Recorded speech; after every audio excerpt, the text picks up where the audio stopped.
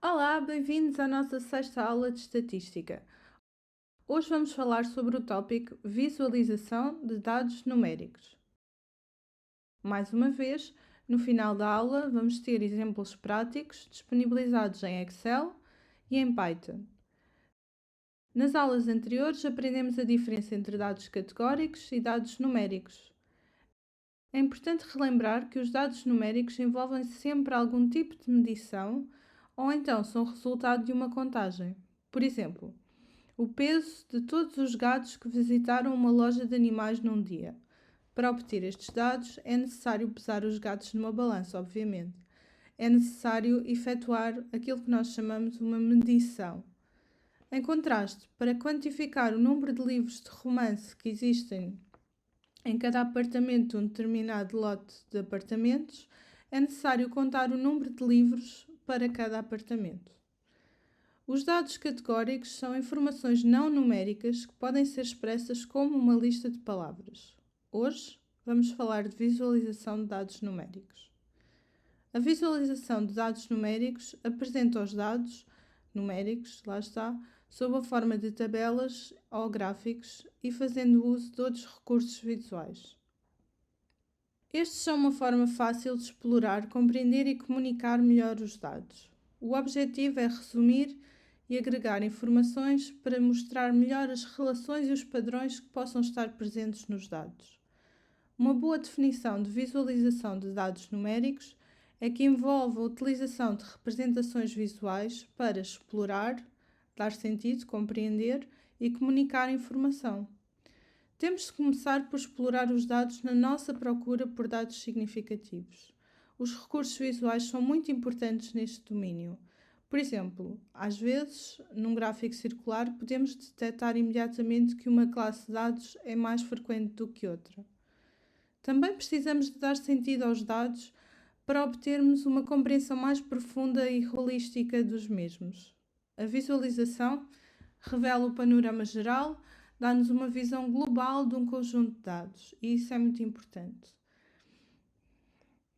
Por exemplo, num gráfico de barras sobre o consumo de cerveja, podemos observar que, em média, as pessoas bebem bastante na Alemanha. Para terminar este tema da visualização, é importante ressalvar que, se conseguirmos compreender melhor os dados sobre uma forma visual, o mesmo acontece com os outros. E então é útil utilizar recursos visuais para transmitir informação a uma audiência.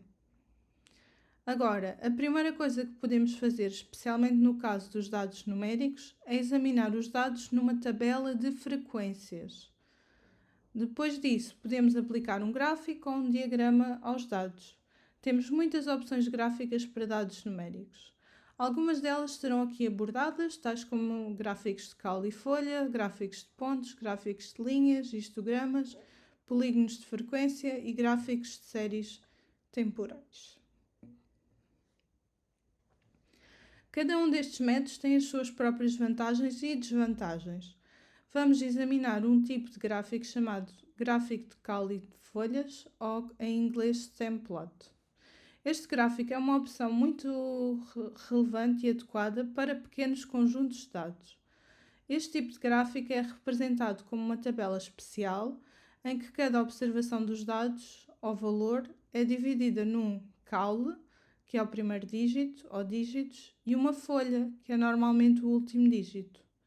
Por exemplo, pode-se dividir o número 54 num caule de 5 e numa folha de 4.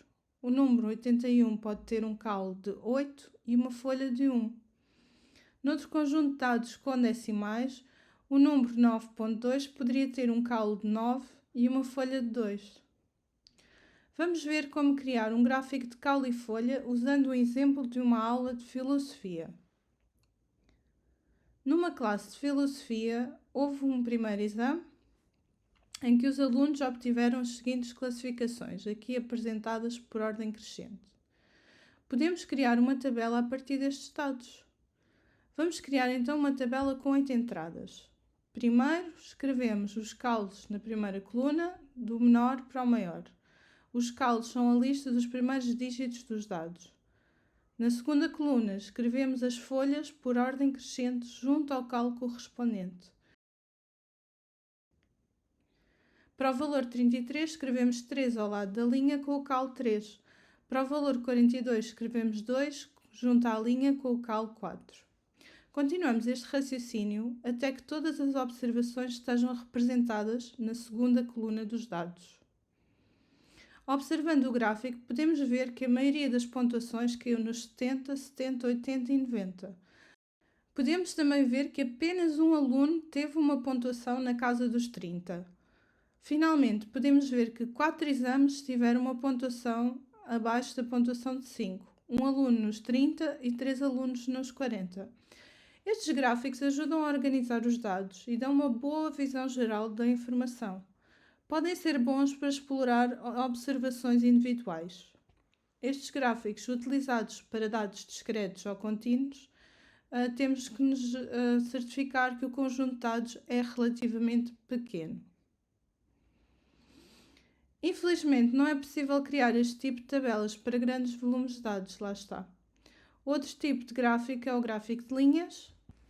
Este gráfico é útil para mostrar tendências em dados discretos em pequenos conjuntos de dados. Deve-se notar que os gráficos de linhas também podem ser utilizados com dados categóricos ordinais. Vejamos este gráfico num exemplo. No inquérito, perguntou-se a 40 crianças quantas vezes, numa semana escolar, se esqueciam de fazer os trabalhos de casa. Num gráfico de linhas, o eixo do X, ou o eixo horizontal, representa os diversos valores das classes, e o eixo dos Y, o eixo vertical, representa os valores de frequência. Podemos ver que o primeiro ponto tem as coordenadas 0 e 2, correspondendo à classe de alunos que não saltam trabalhos de casa, e esta classe tem frequência de 2. O segundo ponto tem as coordenadas 1 e 5, o que significa que 5 alunos faltaram aos trabalhos uma vez. Como se trata de um gráfico de linhas, os pontos devem ser ligados através de segmentos de reta. Os gráficos de linhas são simples e fáceis de ler, o que os torna uma forma eficaz de comunicar tendências e padrões a um público alargado. Mais uma vez, uma vez que o eixo horizontal do gráfico de linha apresenta os valores individuais, só podemos utilizar este gráfico para conjuntos de dados relativamente pequenos. Os gráficos de pontos são muito semelhantes em funcionalidade aos gráficos de calo, mas são mais simples de ler. Um gráfico de pontos consiste em pontos em que cada ponto representa apenas um ponto de dados. Estes gráficos são úteis para nos ajudar a encontrar um padrão geral. Considere os seguintes dados relativos às horas de exercício físico. O gráfico de pontos para estes dados seria o seguinte. Para cada valor da observação, representamos a frequência correspondente como pontos. Por exemplo, o valor 0 tem 1 ponto, o valor 3 tem 3 pontos, e assim por diante. É importante notar que podemos extrair informação muito significativa deste tipo de gráficos. Por exemplo, olhando para o gráfico de pontos, podemos identificar os picos, que são as barras de pontos que têm mais pontos. Os picos representam os valores mais comuns na amostra. No nosso caso, 3 é o valor de pico, sendo assim o tempo de exercício mais comum é de 3 horas por semana. Em muitos dos casos em estatística, os histogramas são utilizados para apresentar dados numéricos. Uma das vantagens de um histograma é o facto de poder apresentar facilmente grandes conjuntos de dados, sejam eles contínuos ou discretos. Um histograma é constituído por retângulos ou caixas contíguas adjacentes. Ele tem um eixo horizontal e um eixo vertical. O eixo horizontal é rotulado com o que os dados representam. O eixo vertical é rotulado com a frequência ou com a frequência relativa.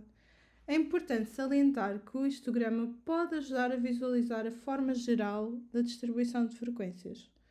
De facto, um histograma é fundamentalmente uma tabela de frequências em duas dimensões.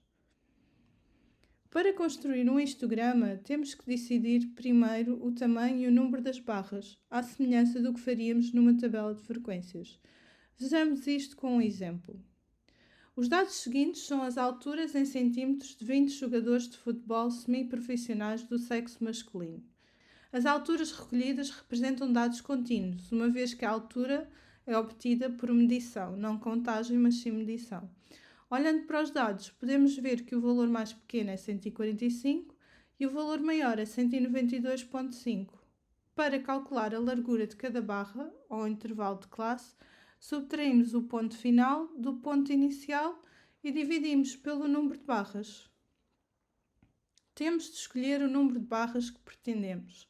Suponhamos que escolhemos 8 intervalos. Em intervalos abertos, a norma é considerar o intervalo fechado no limite inferior e aberto no limite superior. Assim, o intervalo 175 a 181 inclui o valor 175, o limite inferior, mas não o limite superior 181. Apenas o último intervalo inclui o limite superior. O histograma ajuda a ter uma noção rápida. No entanto, e esta é talvez a principal limitação deste gráfico, não existe informação detalhada sobre as observações individuais com este gráfico. Os polígonos de frequência são análogos aos gráficos de linhas, mas utilizam técnicas de binning para tornar os dados agrupados mais fáceis de interpretar. Um polígono de frequência trata-se fundamentalmente de uma combinação de um histograma e de um gráfico de linhas. Para construir um polígono de frequência, vamos seguir os mesmos passos que para o histograma. Primeiro vamos analisar os dados e decidir o número de intervalos a utilizar no eixo horizontal. Depois de analisar os intervalos de dados mais adequados, começamos a traçar os pontos de dados. Para cada intervalo, contamos o número ou a proporção de pontos de dados que se encontram dentro desse intervalo. Depois de todos os dados serem traçados, desenhamos segmentos de reta para os ligar. Um polígono de frequências foi assim construído a partir da tabela de frequências apresentada no exemplo do histograma. Obtivemos-lo traçando primeiro os pontos médios de cada intervalo e ligando-os depois com segmentos de reta. Um ponto médio pode ser calculado a partir da fórmula seguinte: limite superior menos limite inferior e depois dividir por 2. Devemos adicionar este valor ao ponto final inferior. O ponto 148 representa o primeiro intervalo da tabela que contém 3 observações. O segundo ponto é o 154, correspondente a uma frequência de 2. Os polígonos de frequências são, por vezes, mais úteis para comparar distribuições contínuas do que os próprios histogramas. Isto é conseguido através da superposição dos polígonos de frequência para diversos conjuntos de dados.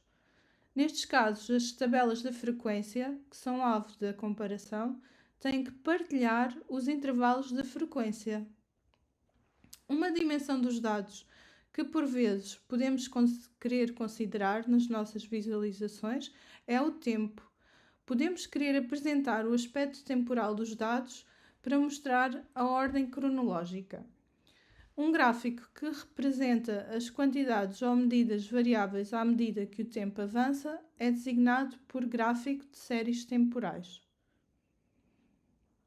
Os pontos neste gráfico estão normalmente ligados por linhas retas e encontram-se distribuídos em sequência à medida que ocorrem. Os dados seguintes mostram a variação da temperatura da superfície global da Terra em comparação com a média, num longo prazo de 1951 a 1980. Vamos usar estes dados para criar um gráfico de séries temporais. No eixo dos X, temos os anos ao longo do tempo e no eixo dos Y, temos a variação da temperatura. Olhando para o gráfico, podemos ver que a temperatura média da superfície da Terra em 2023 foi a mais quente de que há registro desde o início dos registros em 1880. Os 10 anos mais recentes são os mais quentes de que há registro. Quando se registram valores da mesma variável durante um período prolongado, por vezes é difícil discernir qualquer tendência ou padrão. No entanto, quando os mesmos dados são apresentados graficamente, de uma forma temporal, algumas características podem sobressair, como neste caso. Vamos então ver alguns exemplos práticos em Excel. Nestes exemplos utilizaremos o imaginário de Game of Thrones. Breve descrição. A série Game of Thrones decorreu durante 8 temporadas, entre 2011 e 2019, e tornou-se um dos programas mais populares de todos os tempos. A série teve um efeito profundo na televisão e no género de fantasia, devido às suas personagens complexas e ao seu foco na intriga política e também à sua abordagem sombria, por vezes até desoladora. Neste exemplo, vamos falar sobre a classificação, o desempenho da série. Estamos aqui nos dados do Excel e os dados que temos são dos vários episódios do Game of Thrones. Temos nesta primeira coluna a indicação que estamos na Season 1 e os vários episódios que foram 10. Começando pelo The Winter is Coming, The King's Road, Lord Snow e assim por diante. Depois também temos as datas, classificação do episódio e o número de pessoas que votaram para a obtenção da classificação do episódio. Portanto, temos aqui dados de quem votou para cada episódio, por exemplo, para o episódio 1, e o que nós vamos querer demonstrar é isto num gráfico de linhas, ok? Como é que eu faço um gráfico de linhas? Vou em Insert, carrego aqui, seleciono o gráfico. Vou selecionar este gráfico porque é aquele que apresenta os resultados mais bonitos. Conseguimos ver marcadores em cima dos pontos. Ok, e aqui temos para cada episódio, 1, 2, 3, 4, 5, 6, 7, 8, 9, 10, temos a informação de quantas pessoas votaram, deram uma classificação ao episódio. Portanto, agora vamos passar ao próximo exemplo. Temos aqui informação sobre as diversas batalhas que ocorreram no período da série. E temos, por exemplo, aqui o número da batalha. Temos informação extra sobre a batalha e os reis que influenciaram as batalhas. E temos aqui vários dados importantes de quem ganhou a batalha, por exemplo. Mas, efetivamente, aquilo que importa são estas duas colunas, que têm o número de pessoas que defenderam na batalha, o número de combatentes que defenderam, e é com esta informação que eu vou criar o primeiro gráfico, o primeiro histograma. Ok? E crio aqui este histograma em que mostra a distribuição da defesa das diversas batalhas. Vemos aqui que o histograma é assimétrico e tem a maioria das defesas concentradas neste intervalo. Relativamente ao primeiro exemplo, podemos voltar a ele porque temos informação temporal na quarta coluna, ou seja, sabemos quando é que o episódio foi lançado. E então podemos utilizar esta informação para saber como é que os ratings evoluíram ao longo do tempo. Ok? Como é que fazemos isto? Clicamos no menu Inserir, mais uma vez, e vamos a um gráfico de linhas. Este gráfico de linhas mostra-nos que os ratings variaram de alguma forma ao longo do tempo relativamente a Game of Thrones. Vamos agora ver alguns exemplos práticos em Python. Temos aqui vários exemplos de código, cada um deles gera um gráfico diferente. E no primeiro exemplo vamos tratar do número de sapatos. Temos o número de sapatos que eles mantêm em casa. 5, 7, 10 ou até 30. Neste caso, o que é que vamos fazer com isto? Vamos usar um gráfico de caule e folha para apresentar estes valores. Para isso, precisamos de importar a biblioteca StemGraphic, que é uma biblioteca especial para este tipo de gráficos, e chamar a função StemGraphic. Sendo que a escala é 10, o que vai acontecer é que vamos dividir o número, este em particular, em 1 e em 2, este em 3 e em 0. ok? Em caule e folha. Vamos correr. E temos aqui o nosso gráfico de caule e folha. Vemos na segunda coluna o caule, 0, 1, 2, 3, que corresponde aos valores dos números que foram introduzidos. E temos também as folhas. Ok? Por exemplo, para o número 6 e para o número 7, para o número 5 e para o número 7 correspondem ao cal 0. Os outros valores seguem a mesma lógica. Outra biblioteca que vale a pena explorar quando queremos realizar gráficos de cal e folha é a Matplotlib. Portanto, isto é uma alternativa àquilo que vimos. Os dados são diferentes, são a idade de fãs de futebol que foram registados no inquérito à porta de um estádio português, teoricamente, e vamos utilizar estes dados para criar o nosso gráfico. Tem aqui uma desvantagem, que é eu tenho que passar um vetor com os caules, ok? Ou seja, eu tenho que coordenar os caules e tenho que os observar, ok? Isso é um bocadinho uma desvantagem deste tipo de abordagem com o Matplotlib. Vamos então ver.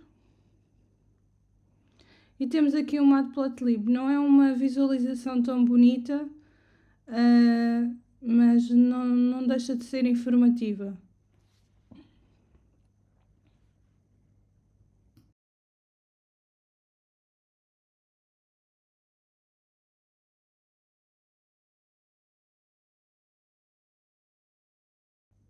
Relativamente aos gráficos de linha, podemos também utilizar a função do Matplotlib.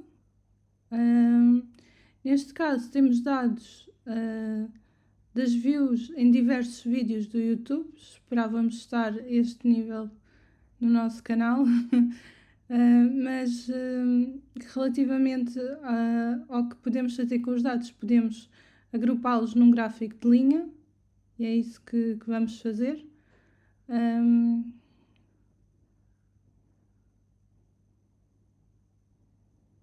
Correr. E cá temos o nosso gráfico de linha, ou seja, conseguimos ver que o vídeo com maior visualizações foi o 7, por exemplo.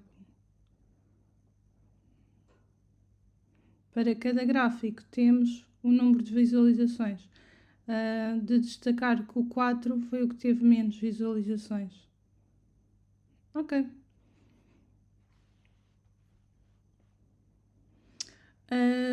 Realizar gráficos de pontos é um bocadinho mais complicado em Python e temos que desenvolver as nossas funções. Se esta função vos fizer confusão, não fiquem preocupados, porque é uma questão de olharem para ela como uma black box, ok? É algo que está ali, que não temos necessariamente perceber todo o detalhe. Temos aqui os dados, diversos valores que representam o peso de mulheres bombeiras, e vamos correr para ver o dot plot que aparece, ok? Temos aqui o dot plot para os vários valores que consideramos. Era um dataset pequeno, por isso é que nós conseguimos fazer isto. E, portanto, temos este exemplo e podemos passar ao próximo. O próximo tem a ver com a distância à escola de um conjunto de crianças, e nós o que queremos criar com estes dados que estão aqui selecionados é um histograma. Estes dados são na ordem dos 1000 pontos, são 1000 valores que vão ser realizados e vão ser realizados através de uma função aleatória, ou seja, cada valor será aleatoriamente gerado com uma média de 3 e uma standard deviation de 2. Com este conjunto de dados já considerável, podemos, e já faz sentido, criar o histograma, ok? Como se vê aqui, o histograma já faz bastante sentido, porque temos muitos dados para o criar. E de seguida temos o código para obter o polígono de frequências. E com este exemplo terminamos a nossa aula. Agradecemos mais uma vez a vossa presença e até breve!